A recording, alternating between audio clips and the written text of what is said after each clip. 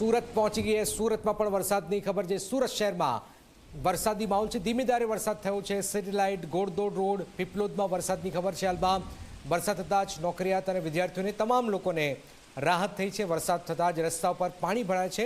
હાલાકી ગરમી જબરજસ્ત છે આ ભાદરવાની, અને એના જ કારણે લોકો ગરમીથી તોબા કરી રહ્યા છે. પણ આ વરસાદ જે છે એ સારો વરસાદ વરસી રહ્યો છે, ઠંડક આપી રહ્યો છે, અને આપ જોઈ રહ્યા છો વરસાદ થતાં જ તમામ લોકોને રાહત પણ થઈ રહી છે. તો વરસાદમાં ફરીથી આ વરસાદી માહોલ છે. હાલાકી વરસાદે વિરામ લઈ લીધો છે, ચોમાસાની વિદાય થઈ ચૂકી છે, પણ ફરીથી આજે આ વરસાદી માહોલ સર્જાયો છે, અને જતાં જતાં પણ ગુજરાતમાં ધબધબાટી આ વરસાદ બોલાવી રહ્યો છે. હવે ચોમાસાના વિદાયનો સમય છે, અને વિદાય પહેલાં જ પણ આ ધમધોકાર વરસાદ અમદાવાદ અને સુરતની અંદર જોવામાં આવી રહ્યું છે.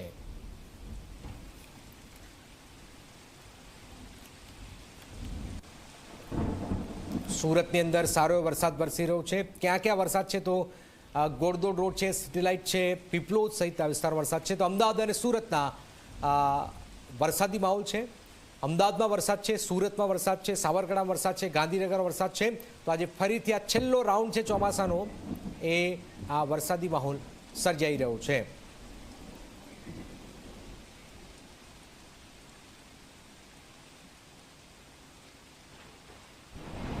સુરતની અંદર શહેરમાં ધોધમાર વરસાદ વરસી રહ્યો છે. બે દ્રશ્યો આપ જોઈ રહ્યા છો, અમદાવાદ અને સુરતના.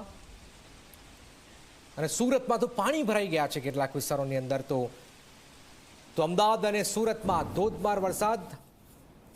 હાલાકી સુરતમાં જે વરસાદ વરસ્યો છે પાણી ભરાઈ ગયું છે, છેલ્લો વરસાદ છે. અને આપ જોઈ રહ્યા છો દ્રશ્યોની અંદર કે જ્યાં ધોધમાર વરસાદ વરસી રહ્યો છે સુરતમાં. દક્ષિણ ગુજરાતમાં મેઘમહેર જોવામાં આવી રહ્યું છે. સુરત શહેરમાં ફરીથી આજે વરસાદી માહોલ છે, અને વરસાદના કારણે પાણી પણ થઈ રહ્યું છે.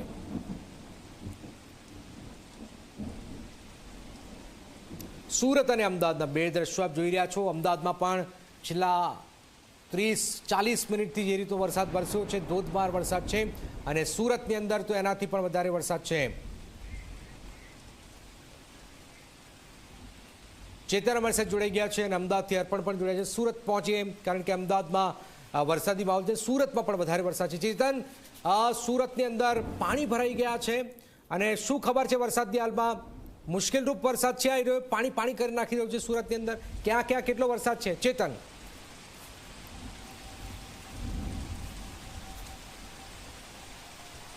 જી જનક, બિલકુલથી સુરત શહેરમાં છેલ્લા 1 કલાકથી જે રીતે ધોધમાર વરસાદ વરસી રહ્યો છે, જેને કારણે સુરત શહેરમાં જળબંબાકારની પરિસ્થિતિનું નિર્માણ થયું છે. સીધા આપ દ્રશ્યો જોઈ શકો છો.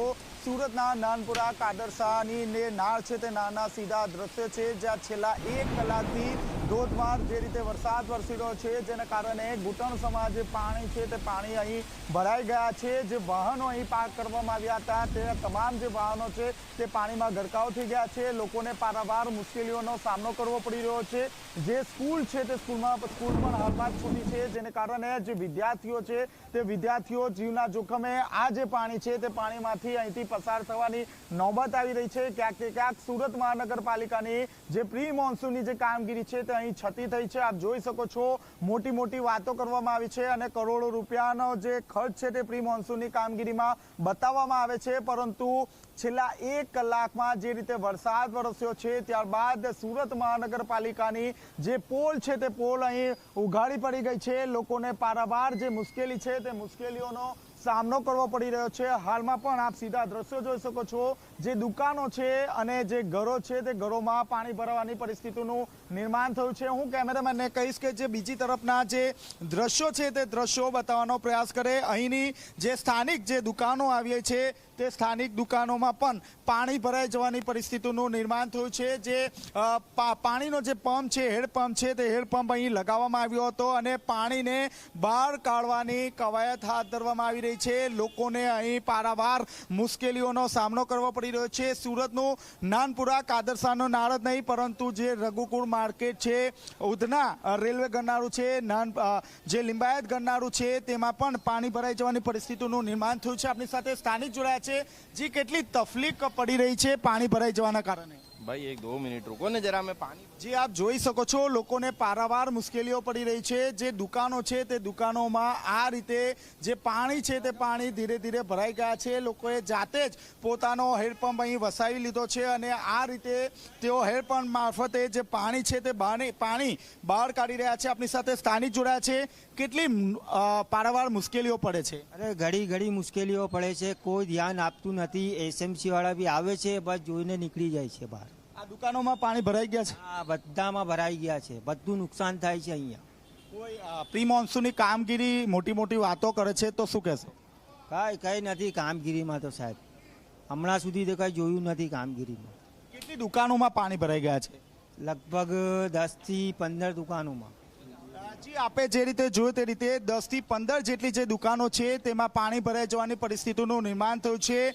આપ સીધા દ્રશ્યો જોઈ શકો છો। પહેલા જે રીતે વરસાદ 1 કલાકથી પડી રહ્યો હતો, પરંતુ હાલ તો જે વરસાદ છે તે વિરામ લીધો છે, પરંતુ હાલમાં પણ જે દુકાનો છે તે દુકાનોમાં આ રીતે પાણી ભરાઈ ગયા છે અને લોકોને પારાવાર મુશ્કેલીઓનો સામનો કરવો પડી રહ્યો છે। આ સ્થિતિ ફક્ત નાનપુરાની નથી, પરંતુ સુરતના જે નીચાણવાળા વિસ્તારો છે તેમાં આ જ રીતની પરિસ્થિતિનું નિર્માણ થયું છે। બીજી તરફ સિવિલ હોસ્પિટલની વાત કરીએ તો સિવિલ હોસ્પિટલમાં પણ આ જ રીતની પરિસ્થિતિનું નિર્માણ થયું છે, જ્યાં તો તબીબ જ્યાં ઇલાજ કરે છે તે જ વોર્ડમાં પાણી ભરાઈ ગયું હતું। દર્દી અને જે તેમના જે પરિવારજનો છે તેને ભારે હાલાકીનો સામનો કરવો પડી રહ્યો છે। જી જનક। બિલકુલ ચેતન, આપણી પાસે આવીશું। આપણી પાસે